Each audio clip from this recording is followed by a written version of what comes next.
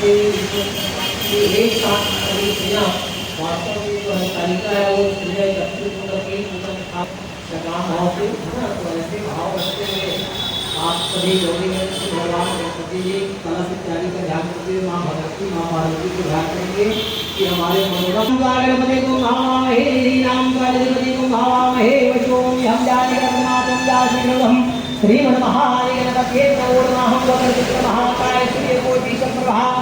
सर्वकार्येषु सर्वदा ओम शोकशैलन्नश्चिकविलोकस्करकः लम्बोदरश्चिकटोनिगणाशो विनायका धूमनस्तनाजायते शोकरामधरदेवं सजीवमनन्तभोगं प्रसन्नोऽध्यायते तन्त्रो विधान्यचित्तासंविधातमनीकोरासुरासुरमहागणपति नमो नमः लक्ष्मीनारायण गुरुर्नमो महेश्वरा गुरुर्मसतिमंगला